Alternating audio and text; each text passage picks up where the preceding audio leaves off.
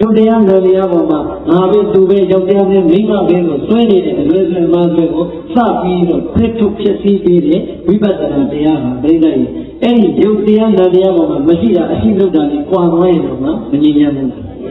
ဒီညနေဒါကြောင့်ခိရိကာယတို့ရဲ့နှိမ့်သက်ခံရမယ်ဆိုရင်တဲ့တဘဝတသဒရာလုံးပြိဿကြီးနောက်ဆုံးမရောက်ဖြစ်တတ်ပါလေဒီဘဝမှာကျူရတဲ့ရန်သူတွေနှိမ့်သက်ခံရတာကမှညာအားကံအားလေးနဲ့ရှောင်ရှားလို့အနိုင်ရရနိုင်ပြီမဲ့ခိရိကာယတို့ရဲ့နှိမ့်သက်ခံရတာကိုပြသမယ်ဆိုရင်အာရုံတို့ရတာမှာပေါင်းတော်ကောင်းပြီးဒိဋ္ဌာမပြောပါနဲ့သံဃာရဲ့မှာတဝဲနေနေပြည်ရင်နဲ့လေရဥပ္ပါဟုတ်လားဒါကြောင့်ဘာဝနာအချင်းချင်းရောက်အောင်တွားလိုက်သည်ဆိုတော့ဘာဝနာကောင်းမှုတွေပြုသွားတဲ့ဒုပရိသတချို့ကပြောတယ်ဘယ်လိုမှဟုတ်ပါစိတ်လေးကြည်နေအောင်ထားလောဘဒေါသမောဟမပြောင်းတတိလေးနဲ့နေလို့ရှိရင်ဒါတရားအထုတော့ပြည့်စုံပါပြီလို့ပြောတာကြားဖို့ပါဟုတ်လားသိတဲ့စဉ်းစားဝိပဿနာရဲ့သွားအားကိုအတ္တလောက်လွယ်လွယ်လေးနဲ့ပြည့်စုံပြီလို့ပြောရင်ဘုရားရှင်တော်မြတ်ဟောတဲ့ဒိဋ္ဌာကိုဘာနဲ့ပြောကြလဲဟုတ်တယ်လားပြောင်းသွားမှာအဲ့တော့ပြောလို့လားသူသိလို့ကဘာဝနာကြည့်သွားတယ်ဘာဝနာတရားရဲ့သွားအားကိုသိတာဒီကတစ်ခုလေးကိုအာယုပြုဖို့ပြောတာမဟုတ်ဘူးဟုတ်လားအကျဉ်းသာဖြစ်တဲ့အန္တဘာနာကုသိုလ်ရှင်ဘဝကနေကလျာဏကုသိုလ်ရှင်အရှင်လေးကိုတစ်ဆင့်ပြည့်သွားရင်ဘာဝနာရဲ့သွားအားကစတင်လို့သိနိုင်ပါပြီဟုတ်လားဒါကြောင့်ဝိပဿနာတရားအလုံးအားထုတ်ခဲ့ပါလေနာနှင့်ယုတ်ကိုမြင်အမှားဒိဋ္ဌိရှင်ကလျာဏကုသိုလ်ရှင်အပေဝေမယောဝိနိဗ္ဗာန်သတိဟောဝိပဿနာရဲ့သွားအားဟာနိဗ္ဗာန်မရောက်ဘူးလို့နိဗ္ဗာန်မရောက်တယ်လို့အာမထုတ်တော့ဘူးလို့လက်လျှော့ပြန်ပြောတာဦးဇင်းတို့ပုထုဇဉ်တွေမှာပြည့်တဲ့မိုက်ကန္တအန္တဘာနာဘာမှမသိတဲ့ကုတုတွေအများကြီးမရှိဘူး။အခုတရားဝဲတွေကျင်းပတာပြည့်တဲ့ဘလုံးဝမ်းမြောက်ဖို့ကောင်းတယ်။လူတော်များများရဲ့အသိဉာဏ်တွေမှာတရားရဲ့အရာသာလေးခိုးမလာဘူး။ခိုးလာတယ်ပြည့်တဲ့အဲ့တရားရဲ့အရာသာခိုးလာပြီဆိုရင်လူတော်များများအန္တဘာနာကုတုတွေနဲ့အန္တဘာနာအကံဘာနာဆိုတာအမိုက်လူမိုက်ကန္တကုတုတွေဘဝကတော့လွတ်သွားတယ်။လွတ်သွားတယ်အဲ့ဒါတရားရဲ့ဂုဏ်ကြီးလူတွေဟုတ်လား။နာမည်တရားကိုရှုပွားတဲ့အခြင်းဟောတရားရအောင်သွားနိုင်ကြတယ်ဆိုရင်ဝိပဿနာတရားလုံးအားထုတ်ခဲ့ပါရင်နာနှင့်ယုတ်ကိုမြင်သိတဲ့ဘာနဲ့ပါကိုမြင်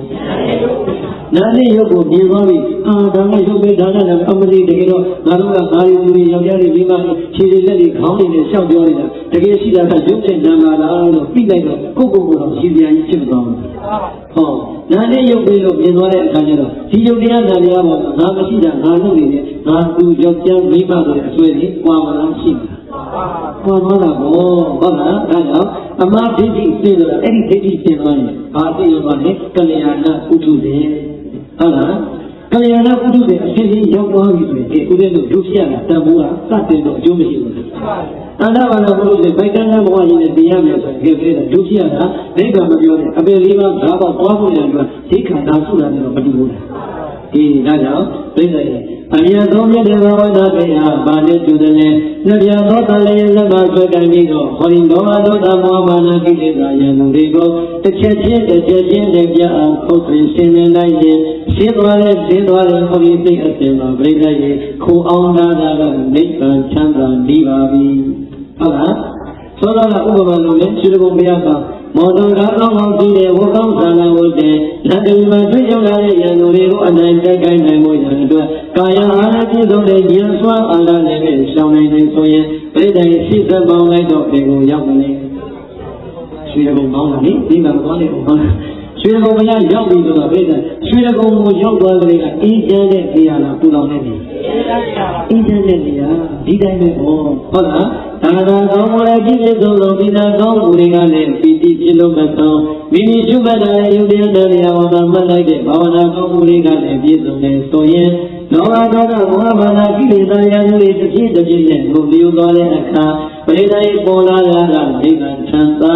တဲ့နိဗ္ဗာန်ချမ်းသာမရသေးရင်တော့မှဟောဒီဘဝကသွားသွားရင်ပြိဿရဲ့အပေဒုက္ခတိဘဝမရောက်ရဘူးဆိုရင်တဲ့အဲ့ဒီသူတော်ကောင်းမှကြောက်ရတာတန်ဖို့မမြင်ဘူးလားအဲ့တော့တကယ်ဝမ်းမြောက်နိုင်တဲ့အဖြစ်ဆိုတာပြိဿတေရောက်မှရတာဘာဝနာရောက်မှရမှာဟုတ်လားဒါတော်လေးတွေချက်ထားလို့ရပါမယ်အဲကြောင့်အာရဝလုံးရောက်ပြလုံးသူတော်ကောင်းတို့ဒုနေစဉ်သူတော်ကောင်းအမောင်းတို့သည် ဒါနရာလည်းမြတ်မဘုရားကိုသွန်ချပြဒါနပြုသောဘောတော်ရင်ကိုအဘိဓမ္မာယယပိစိတ္တတိလေဒီနာမန္တမပြုသတိအထင်ကြီးနှင့်ရှင်ဒီမဘတိရာတိဟူသောမြတ်တရားကိုဝိဘောတိယကျုံပေါကင်းစင်ဝခါစင်လျက်ဘာဝနာပဒကတံတော်သမထဘာဝနာဝိပဿနာဘာဝနာတို့ခေါ်တဲ့တရားတော်လည်းလက်မှာဆွဲကမ်းကြကုန်လျက်ဒီဝဘိမောသတ္တပြညိယအမှန်မြတ်တိကသို့ဒုံမေတိသို့တော်သောအပေါင်းတို့သည်ခေတံတုပတ္ထနာသုလိုရာပြု၍ကောင်းစွာမသွေးသွားရောက်နိုင်ပါပြီတို့တည်း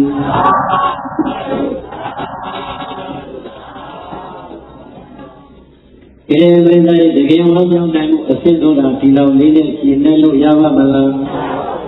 ငါတို့ဒါနကောင်းမရမစွမ်းနေတဲ့ကြောင့်ဒီယတိလေးပါးလေးနဲ့လူခဲ့ပြီးပါပြီခေါ်ရပါရသဗျာရှင်တော်များဟောကြားခဲ့တဲ့တရားဓမ္မတွေကိုလည်းပဲလောကလူတွေရဲ့နှလုံးသားမှာပြည့်စုံမှုရအောင်ငါတို့ထူထောင်ခဲ့ပြီးပါပြီငါတို့ရလိုက်တဲ့ဝိဒါနကောင်းမှုလေးကတကယ်ဝမ်းမြောက်ရပြီပဲတကယ်ဝမ်းမြောက်တဲ့အဖြစ်ပြောင်းပြီးပါလားဒီလာကောင်းမှုငါတို့ဖြည့်ပြရအောင်ပါ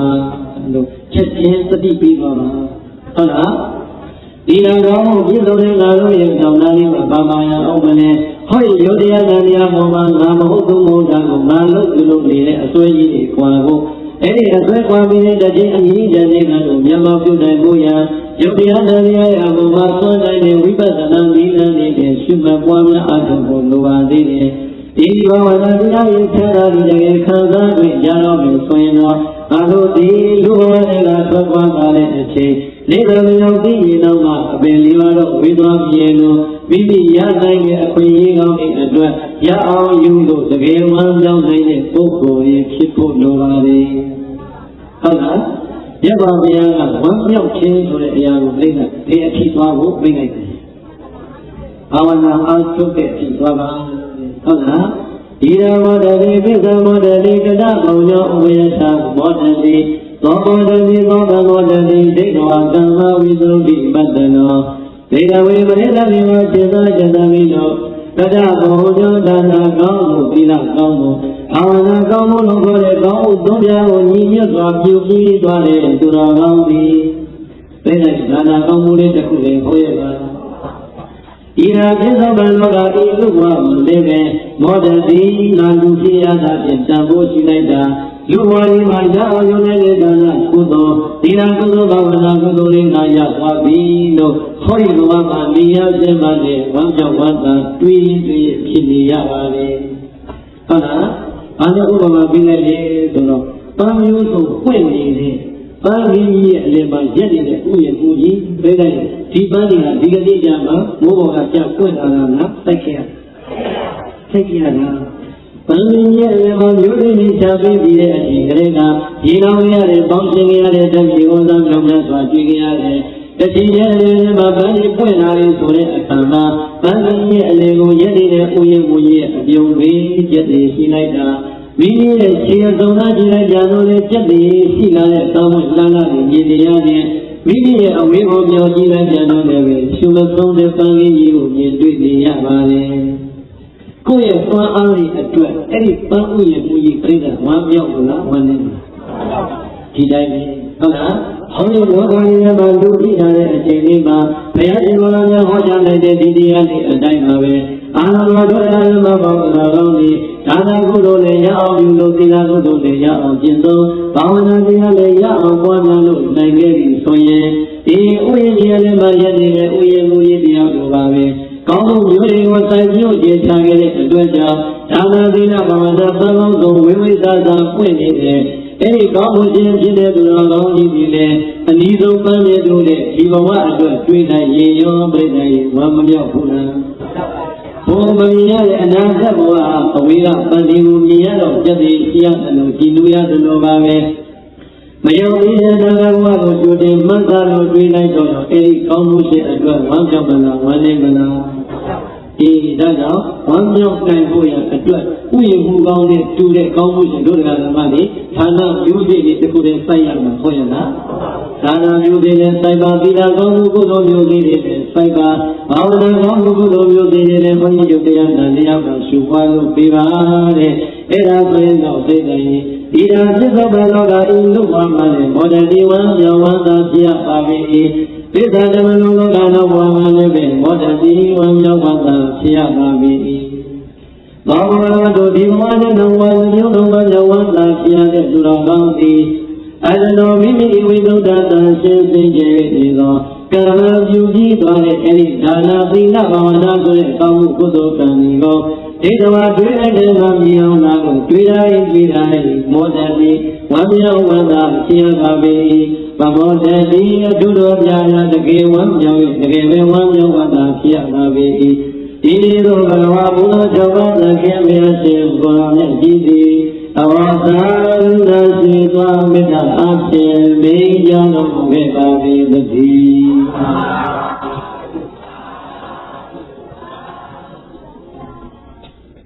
ဣဒံမောဒတိမတ္တမဒေသနာသတ္တသိတဝေဝိဟံသောမဟာသမီကဥပါဒတံအာရမဂတိတိဣဒံမောဒတိမတ္တမဒေသနာဣဒံမောဒတိသောသတိသောခန္ဓာတော်မြတ်တဲ့တန်ခါဖြင့်သောဣတရားဒေသနာတော်မြတ်ကိုသတ္တလူနာတိဆရာကတော်မူသောသတိဆရာရှင်ဘုရားမြတ်ကြီးသည်သာဝတိယဘောဓိတိကအတ္တကပိဋိကသာနာသပိတတိဤအာရမေယပြေတော်ဝါလုံးဝိနေတော်ပြောင်းဝိဝေယဖြစ်သောဒေဒဝနိဒေတော်ရောင်မောသတိကြောင့်၌ဝိဟာရံတော်တရင်သုံးသံကြောတော်မူသည်မဟာဇဂံဘာဝနာမသပိတာဤရပါတဲ့ဥပါဒနာကြီးကိုအာရမအကြောင်းပြု၍တထေတိကရုဏာရှိသွားမေတ္တာအားဖြင့်မေးကြတော်မူခဲ့ပါပေသတည်းအနန္တိသဘောနဲ့သုံးဖို့သုံးရသုံးပြီးမှလည်းတကယ်ဝင်ရောက်တဲ့သူတော်စင်ဘဝကိုရောက်ပါတယ်ဆိုတဲ့ဘုရားရှင်တော်မြတ်ခေါ်ကြတော်မူလိုက်တဲ့ဣတရားဒေသနာတော်မြတ်ကိုသောလကတနာသဗ္ဗေသူဘုရားရှင်တော်မြတ်ဒီတတ်တော်ရှင်ရှားရှိတဲ့ကာလတော့ကဒီတိုင်းဒီတရားဘယ်တော့မှဟောခဲ့တာပါလေရှင်တော်ဘုရားတတ်တော်ရှင်ရှားရှိတဲ့ကာလတော့ကအနာသဗ္ဗေတတိရှိသောလုံးတန်းနဲ့ရှင်တော်ရှိကြောင်းတော်ကြီးရဲ့အပေါ်မှာချမ်းသာသာနဲ့တည်င်းသုံးလို့ဆံတော်မူတဲ့အချိန်နဲ့ဧသာဝတိမြို့ကမဟာဓမ္မိကအပြည့်ရတဲ့ဥပါဒနာကြီးကိုအကြောင်းပြုလို့ဟောကြားတော်မူခဲ့တဲ့တရားတော်ပါဒီဒီမှာဘုန်းကြီးဆရာတော်ရဲ့ဥပိုင်တရားဟောရတာဘုသူရဲ့ဥပိုင်နဲ့တရားရဲ့ဥပိုင်ပါဟုတ်လားရှင်တော်မြတ်ဘုရားမဟာဓမ္မိကဥပါဒနာကြီးကိုအကြောင်းပြုလို့ဟောဒီတရားကိုဟောကြားတော်မူခဲ့ပါလေတဲ့မဟာဓမ္မိကဆိုတဲ့ကပြိဿရဲ့အကြီးကြီးပဲခေါ်ပေါ်လာဘာကြောင့်အကြီးကြီးဖြစ်သွားရတာလဲဆိုရင်အဲ့ဒီခေတ်တုန်းကသာဝတိကျုပ်ကဓမ္မိကဥပါဒကပေါင်း900လောက်ရှိဘယ်လောက်ရှိလဲ900ဓမ္မိကဥပါဒက900ခေါင်းဆောင်ရဲ့နောက်မှာလဲတပည့်က900ရှိတယ်ဓမ္မိက900ပေါင်းအများကြီးဖြစ်တယ်သို့တော်ပြိဿရဲ့အဲ့ဒီဓမ္မိကဥပါဒက900နဲ့မှာတော့အခုပြောတဲ့မဟာဓမ္မိကဥပါဒကကြီးဒီအကြီးဆုံးဖြစ်တဲ့အတွက်ကြောင့်ရှိကဝိသေသတစ်ခုပါလာတဲ့မဟာဓမ္မိကဥပါဒကဟုတ်လားမဟာဓမ္မိကဥပါဒကယေဥပါဒကယေကိုရည်ရဲ့ညီရွတ်စွာနေထိုင်ပြောဆိုတော်လာလိုက်တာရှင်တော်မြတ်ဘုရားရဲ့ကျောင်းတော်မှာဘုရားရဲ့တရားရဲ့သံဃာအရေးကိုမိခေါ်ရင်းနေတဲ့ညီရတဲ့မိသားစုဘဝကိုတည်ဆောက်လုပ်လာလိုက်တာသာသမီကလည်းဘယ်လောက်ရှိလဲဆိုသိတဲ့ကား9ယောက်သမီး9ယောက်ဘယ်ယောက်လဲ9ယောက်အရေးအတွက်ကောင်းလိုက်တော့မများဘူးဒီကိစ္စနဲ့အဲ့လိုသာသမီ9ယောက်မွေးတယ်တခုတခုလေးတွေဘယ်ယောက်လောက်ပါပမာတယ်ဘူး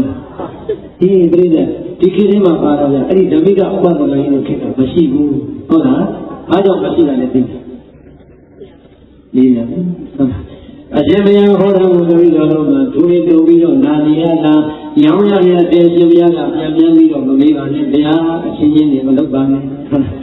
ဆိုတော့မလို့တို့လည်းပြုံးတော့ပြုံးပြန်တယ်မဲခက်ပြီးပါလို့ကိုလိုလူကြားတဲ့ဘုရားကိုဖြည့်ခြင်းမှာတိတိကားပါအရှင်တော့အပြည့်ပဲမာတော့သိကုန်မလို့ဟမ်မာနဝိကဥပ္ပန္နကြီးမှာသာသမီဘယ်နှယောက်ရှိ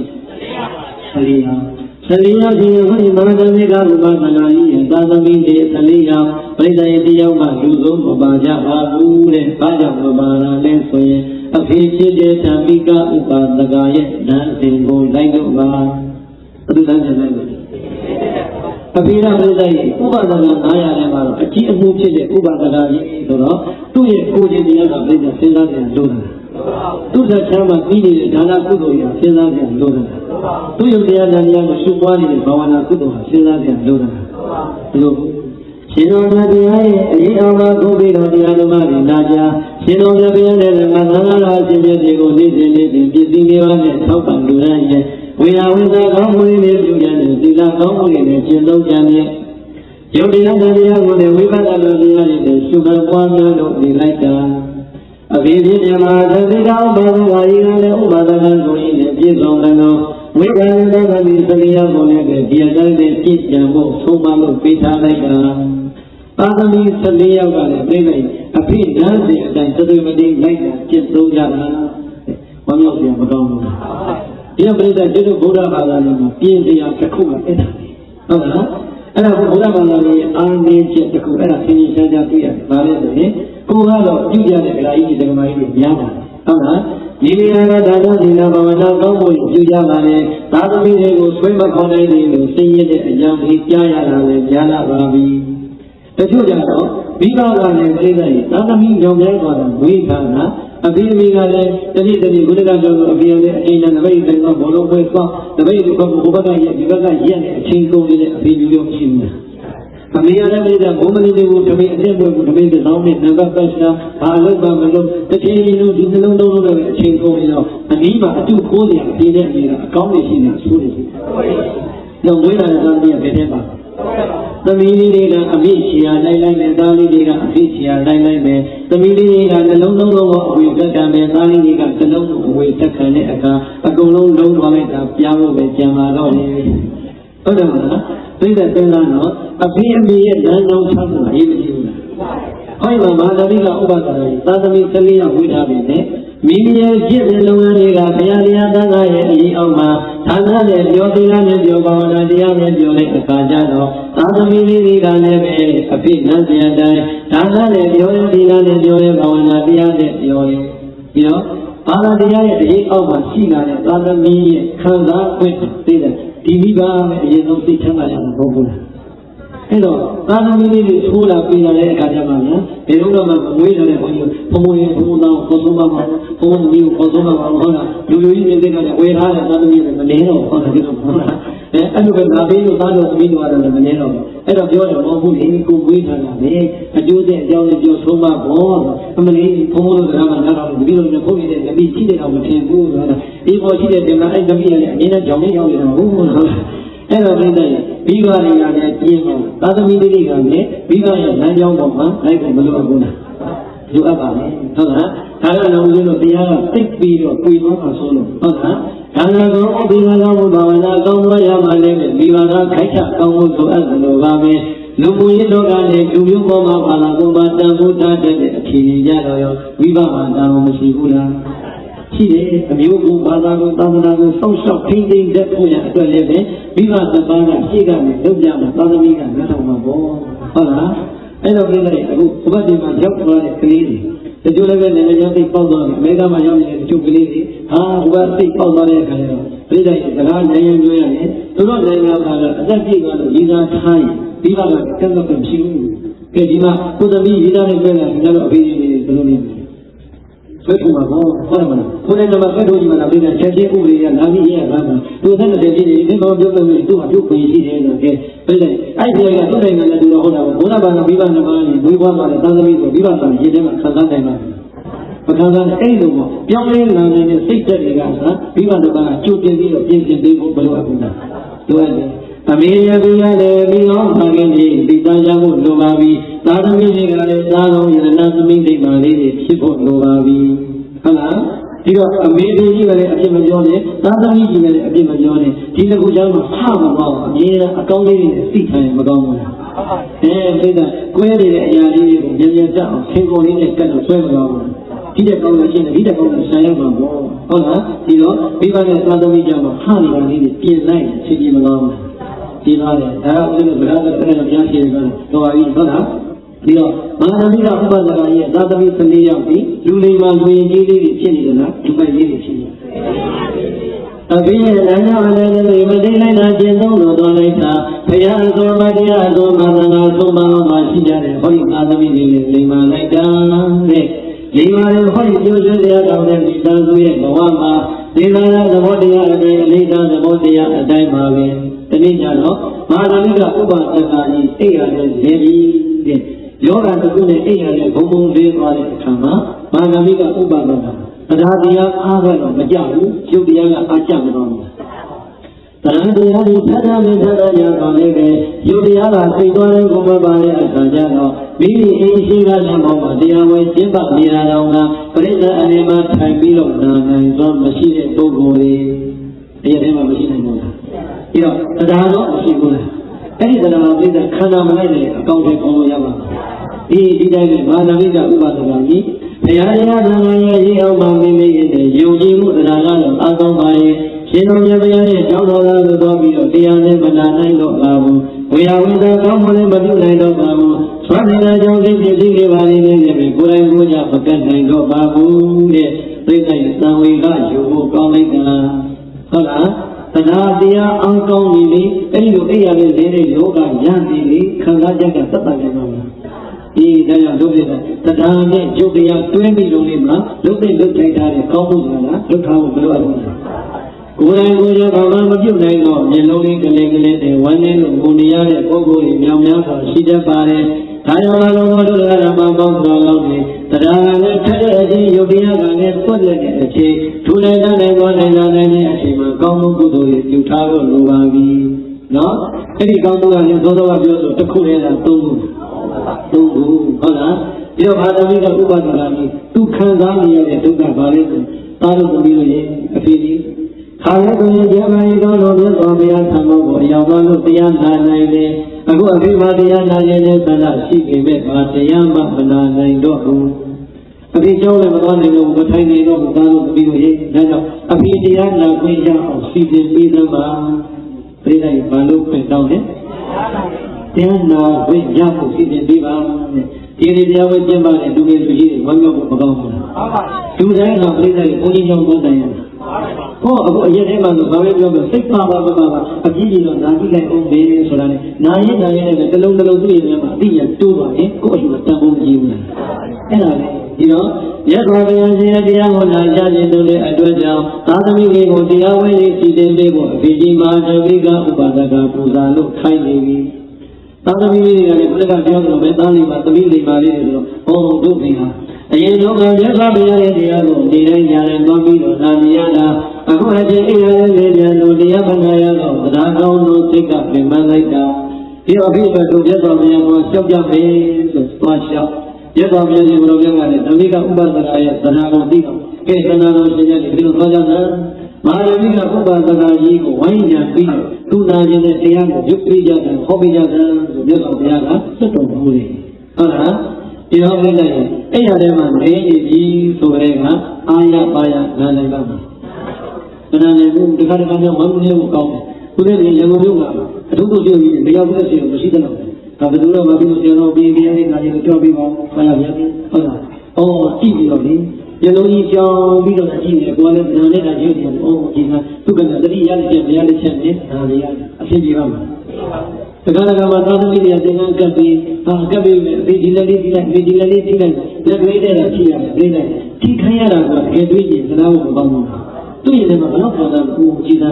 မဟာကျမ်းပါဠိတော်ကလက်တကနဲ့အာရပါရတက်ရတဲ့ဒီသင်္ကန်းအခုတော့သာသမီတွေလက်တကသင်္ကန်းကိုလက်လေးနဲ့ထိတာတော့မလေးကထိနေရတယ်ဒီအတွေ့အကြုံဝင်နေတယ်ဝိညာဉ်ကြီးကရောက်နေတာကုသိုလ်ပုံရဘယ်တော့မှနောက်မကြသေးဘူးစွမ်းနိုင်တဲ့အချိန်ကြောက်အောင်လာကြည့်စားဟုတ်လားဒီမာနမိကဥပဒကကြီးတရားနာဖို့ပဲသံဃာကြီးကြွလာမာနမိကဥပဒကကြီးရဲ့ပတ်ဝန်းကျင်ဝိုင်းနှံပြီးတော့ကိုလိုမြတ်ကြီးရှင်ဘုရားကိုတတိယရှင်တို့ပြပြဟောကြားတော်မူတဲ့မဟာသတိပဋ္ဌာန်သုတ်တန်တရားကိုနာကြားလိုပါတယ်တတိယအတွက်ရုပ်ပန်းတို့ပိသနာတော်မူကြပါစေအိယာဒီမှာပက်လက်လန်လေးသားနဲ့လက်ဦးလေးပြင်းနေတာကြားလို့နေတယ်ကြောရတော်မူရတဲ့သံဃာတော်ရှင်များတွေကလည်းပဲရသော်ဘုရားအမိရှိတော်မူတဲ့အတိုင်းနဲ့အာရပါရနဲ့ရုပ်ပွားလို့နေလိုက်တာလောကကြီးကပြည့်တဲ့တိုက်ပန်မှုတွေတခါတခါအောင်းမကောင်းဘူးအခုမဟာဓမ္မိကဥပဒကကြီးမှလုပ်တယ်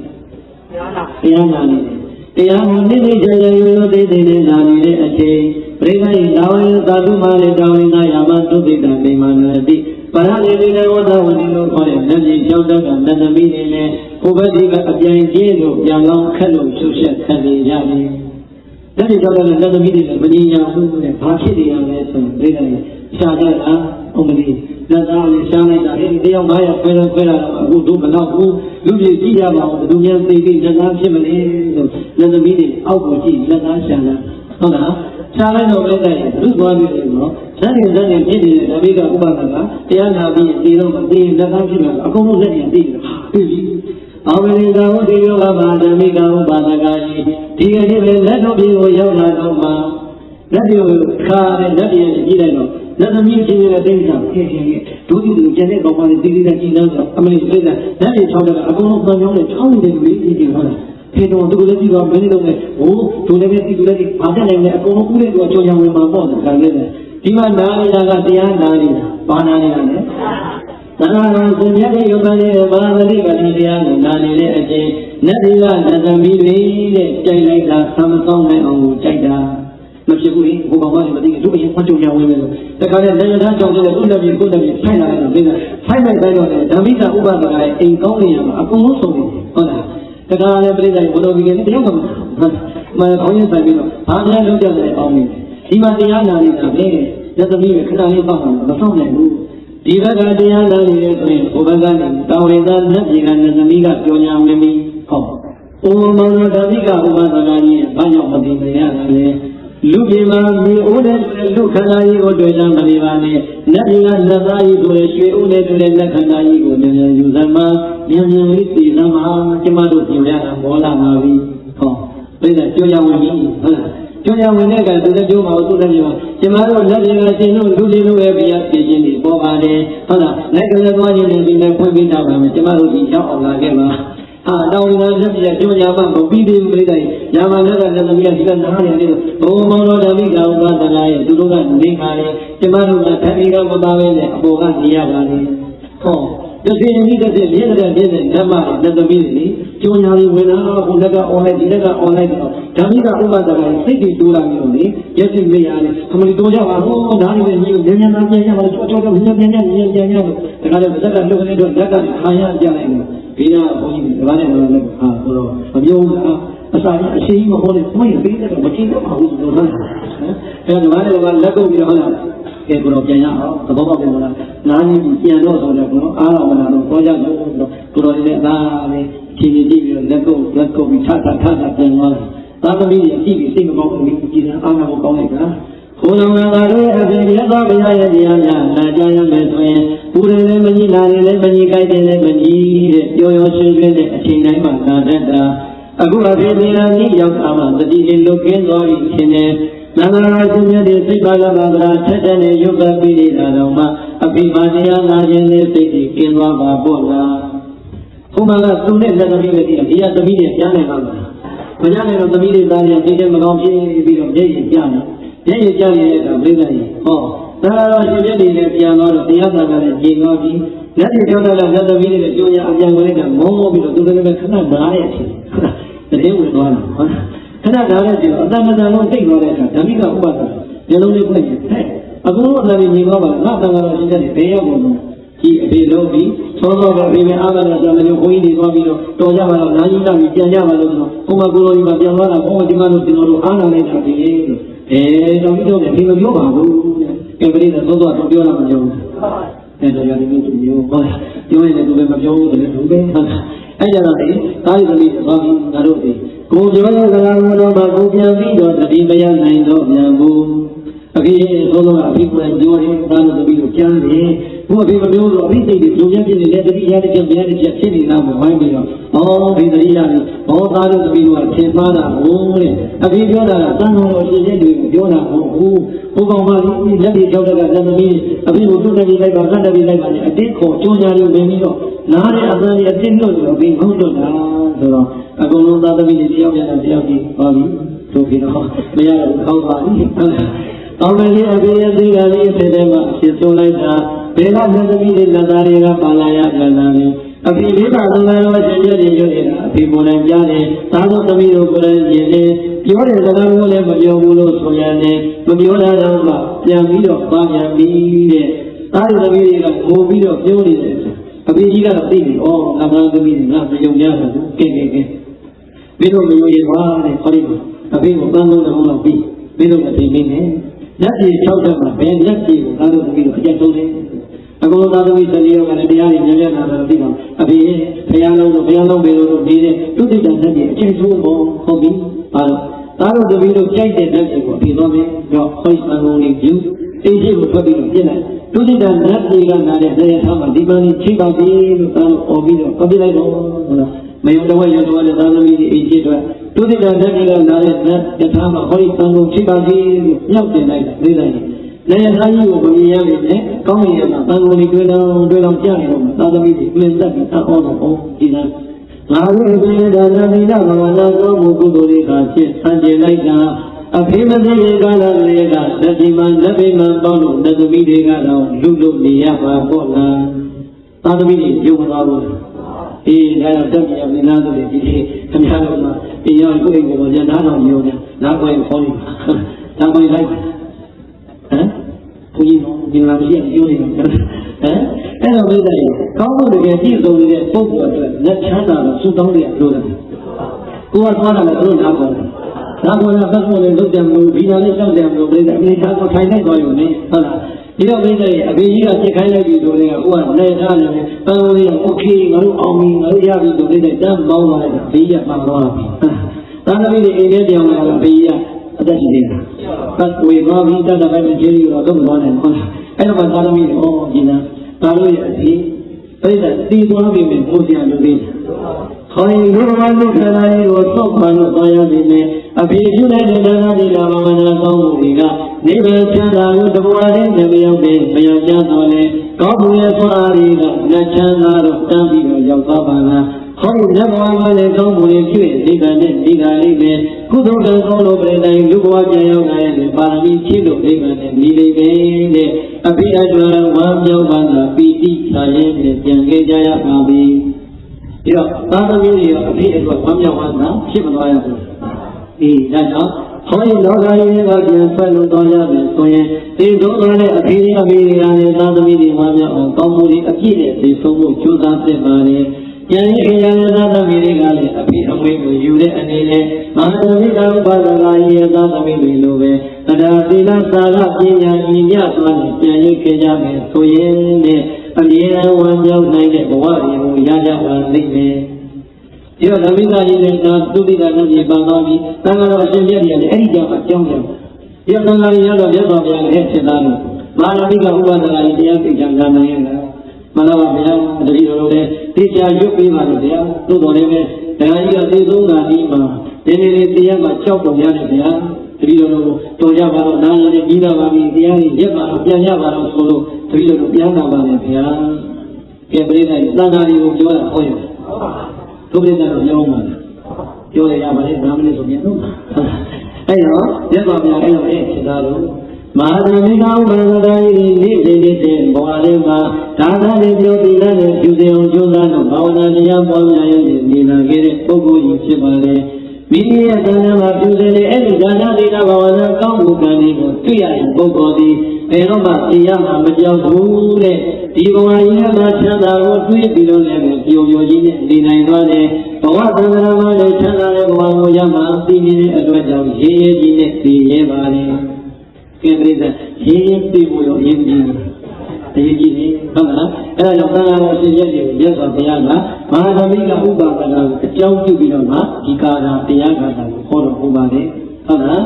ဘေကဝိညာဉ်ဓမ္မလေးသာသနာ့ဟာတော်များဥတ္တသံတော်ကကြဘုရားကောင်းပုဂ္ဂိုလ်တို့ကိုပြုပြီးသွားတဲ့မဟာသမီးကဥပါဒနာကြီးရဲ့ဆိုတဲ့ကုသိုလ်ကောင်းမှုရှင်မှန်များတော်သည်ဒီနာจิตဘလောကဤလူဘဝမှာလည်းမောတ္တိဝန္တဝန္တာဖြစ်ရပါပြီ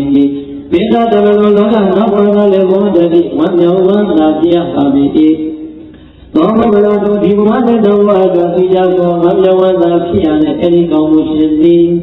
အတ္တတော်မိမိဝိသုဒ္ဓသာရှင်စေခြင်းနေသောကာမဒီလူဘဝမှာပြုလိုက်တဲ့ကာဏသီလဘာဝနာဆိုတဲ့ကောင်းမှုကုသိုလ်ကံတွေကိုတ ထိတော်ဝါတွေ့လိုက်တိုင်းမှာတွေ့ကြရတဲ့အတွက်ကြောင့်မောတတိဝံကြောင့်ဝန္တာဖြစ်ရပါပြီဗမောတတိအထုတော်ကြာကြာတကယ်ဘုံဝံကြောင့်ဝန္တာဖြစ်ရပါပြီဣတိသောဘဂဝါဘုရားသမ္မာသခင်ဘုရားရှင်ကိုယ်တော်မြတ်ကြည်ပြီးမဟာဓမ္မိကဥပါဒကမဟာဓမ္မိကဥပါဒကအမည်ရအားတဲ့ဥပါဒကကြီးကိုအာရဘအကြောင်းပြု၍ကထေတိရန္တာရှင်သွားမေတ္တာအားဖြင့်မိန်ကြတော်မူခဲ့ပါပြီသတိ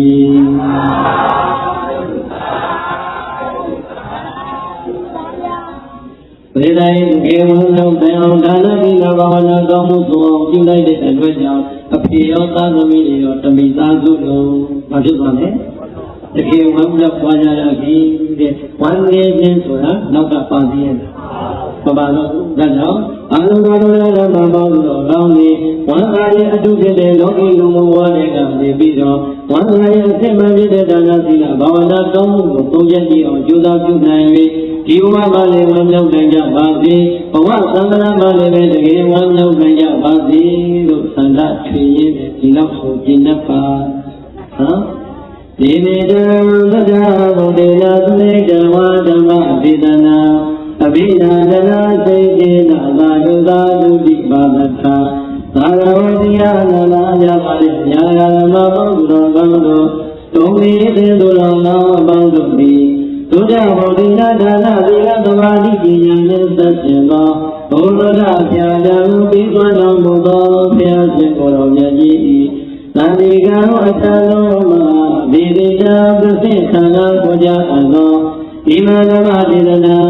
ခန္ဓာကောင်းမှုတစ်ခုလေးပြုပြီးတော့ကျင့်တဲ့လေလုံးကျင့်တဲ့လုပ်ပြီးမှဆိုတဲ့အတွက်ကြောင့်သီလဘာဝနာသုံးပြန်ရအောင်ပြုနိုင်ကိုရအတွက်တကယ်ဝမ်းမြောက်တဲ့ပုဂ္ဂိုလ်ရဲ့ဖြစ်ပေါ်ကြောင်းဤသာဟောကြားတဲ့ဤတရားဒေသနာတော်မြတ်ကိုသူနေတဝါသုံးစွာယုတ်တိနာကြကြတော်မြည်ဖြစ်၍အရိယနာစေတိနာတော်နဲ့ဆွေလန်းဝမ်းမြောက်ဝမ်းသာပိဋိချာကြကုန်လေအရိယနာစေတိနာဟောဒီကိုရကုတုဒံကဘေရုမြတ်မှာပြတ်ပါလိမ့်မယ်လေနောက်ကြမှာနောက်ကြမှာဟောလို့ငါတို့ကတလိုက်ဒီနဲ့တနာရီလောက်တနာရီကြော်ကြော်လေးဟောပြီးတော့ပြန်လိမ့်မယ်လို့ထင်နေတာအောင်မင်းစုသောတဲ့အတိုင်းနဲ့တနာရီကတော့မလျှော်ဘူးရောင်းသေးပါပဲကိုတော်ကြီးရဲ့မောမမမောနိုင်တဲ့ဟောပဲဟောနိုင်တဲ့လို့ရင်းထဲမှာရှိခဲ့ပြီးတော့ကရုဏာလိုလိုဒေါသလိုလိုနဲ့မကြည်တဲ့အတန်လေးနဲ့များပြောလို့နေကြမယ်ဆိုရင်သိတဲ့ရင်အပြစ်တော်ကြီးမဲ့ဆိုရင်လည်းဒီကိုယ်တော်ကကြည်ကြည်နဲ့နဲ့ခံယူသွားပါမယ်တို့ပရိသတ်ကလည်းပဲဒီကနေ့ပြန်လို့တွေးကြည့်ကြပါဦးမနက်ဖြန်ဒီနေရာမှာဘာမှမရှိတဲ့အတွက်ကြောင့်ဒီကနေ့ကတော့နောက်ဆုံးပိတ်အိတ်လေးလွယ်ဆိုတဲ့အတိုင်းနဲ့အညောင်းတွေအကုန်ယူအကြိုက်တွေအကုန်ယူအခဲတွေအကုန်ယူလို့ပြန်ကြပါဒီပြန်ရရင်ချမ်းချမ်းသာသာအိတ်လိုက်မနက်ဖြန်ပြောင်းသွားလို့ကျင်တတ်ပါလိမ့်မယ်မနက်ဖြန်ညောင်းကြရှိသေးလားဒီနေရာရောက်ဟောကိုတော့အညောင်းတွေလည်းပြီးတယ်အကောင်းတွေလည်းပြီးတယ်လို့နှစ်ခုပြီးလိုက်တာလေးကိုပြန်လာပြီးဒီဒီလေးလေးဝမ်းမြောက်တဲ့စိတ်ထားလေးတွေနဲ့သာဓုသာဓုတိသာဓုသာဓုသာဓုလို့ခေါ်တော့သူတော်တို့ဉာဏ်တော်တို့ရဲ့ကောင်းမြတ်တဲ့တွေ့ကြောတန်ကိုပါဒသာသုံးကျေသုံးဝါလုံးရခါ၍ကောင်းစွာမသွေကျွေးလိုက်ကြနေ